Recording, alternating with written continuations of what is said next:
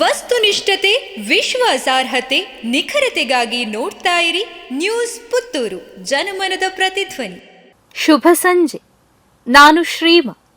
ಇಂದಿನ ಮುಖ್ಯಾಂಶಗಳು.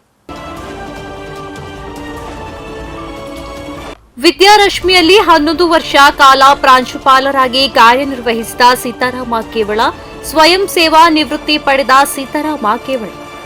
ಸವಣೂರಿನ ವಿದ್ಯಾರಶ್ಮಿಯಲ್ಲಿ ಕಳೆದ 11 ವರ್ಷಗಳಿಂದ ಪ್ರಾಂಶುಪಾಲರಾಗಿ ಸೇವಾನಿರತರಾಗಿದ್ದ ಇಂಗ್ಲಿಷ್ ಭಾಷಾ ಉಪನ್ಯಾಸಕ ಸೀತಾರಾಮ ಕೇವಳ ಅವರು ಸ್ವಯಂ ನಿವೃತ್ತಿಯನ್ನ ಇವತ್ತು ಪಡೆದುಕೊಂಡಿದ್ದಾರೆ.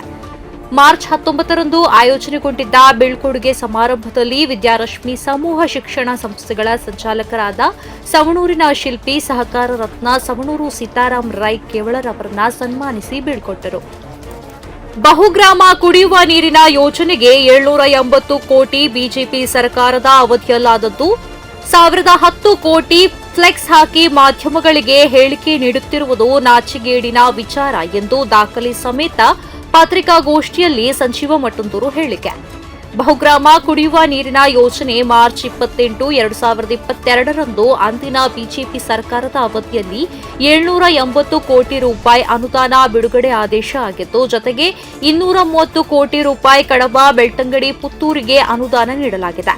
ಆದರೆ ಪುತ್ತೂರು ಹಾಲಿ ಶಾಸಕರು 780 ಕೋಟಿ ರೂಪಾಯಿ ಅನುದಾನದ ಬದಲಿಗೆ 1010 ಕೋಟಿಯ ಫ್ಲೆಕ್ಸ್ಗಳನ್ನು ಹಾಕಿ ಮಾಧ್ಯಮಗಳಲ್ಲಿ ಹೇಳಿಕೆ ನೀಡಿರುವುದು ನಾಚಿಕೆಗೇಡಿನ ವಿಚಾರ ಎಂದು ಪುತ್ತೂರು ಮಾಜಿ ಶಾಸಕ ಸಂಜೀವ ಮಠಂದೂರು ಪತ್ರಿಕಾ ಪ್ರಕಟಣೆಯಲ್ಲಿ ತಿಳಿಸಿದ್ದಾರೆ. ಇಚಿಲಂಪಾಡಿ ಪೆರಿಯ ಶಾಂತಿ ರಸ್ತೆ ದುರಸ್ತಿ ಕಾಮಗಾರಿ ಇಂದು ವಾಹನ ಸಂಚಾರದಲ್ಲಿ ಬದಲಾವಣೆ. ಸುಬ್ರಹ್ಮಣ್ಯ ಉಡುಪಿ ರಾಜ್ಯ ಹೆದ್ದಾರಿಯ ಇಚಿಲಂಪಾಡಿ ಮತ್ತು ಪೆರಿಯ ಶಾಂತಿ ನಡುವಿನ ರಸ್ತೆಯಲ್ಲಿ ದುರಸ್ತಿ ಕಾಮಗಾರಿಯನ್ನ ಕೈಗೊಳ್ಳಲು ಮಾರ್ಚ್ 19ರಂದು ವಾಹನ ಸಂಚಾರವನ್ನು ತಾತ್ಕಾಲಿಕವಾಗಿ ನಿಷೇಧಿಸಲಾಗಿದೆ. ರಸ್ತೆ ನಿರ್ಬಂಧದಿಂದಾಗಿ ಈ ಮಾರ್ಗದಲ್ಲಿ ಸಂಚರಿಸುವ ವಾಹನಗಳು, ಸುಬ್ರಹ್ಮಣ್ಯದಿಂದ ಧರ್ಮಸ್ಥಳಕ್ಕೆ ಹೋಗುವ ವಾಹನಗಳು ಕೈಕಂಬ ಗುಂಡ್ಯ ಪೆರಿಯಶಾಂತಿ ಮಾರ್ಗವನ್ನ ಬಳಸಬಹುದು.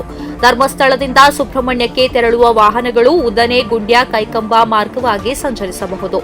ಸಾರ್ವಜನಿಕರನ್ನ ಈ ಕಾಮಗಾರಿಗೆ ಸಹಕರಿಸುವಂತೆ ಪುತ್ತೂರು ಉಪವಿಭಾಗದ ಲೋಕೋಪಯೋಗಿ ಇಲಾಖೆ ಸಾರ್ವಜನಿಕ ಪ್ರಕಟಣೆ ಮೂಲಕ ವಿನಂತಿಸಿದೆ ಮತ್ತು ಪರ್ಯಾಯ ಮಾರ್ಗಗಳ ಬಳಕೆಯಿಂದ ಅನವಶ್ಯಕ ತೊಂದರೆಗಳನ್ನು ತಪ್ಪಿಸುವಂತೆ ಸೂಚಿಸಿದೆ.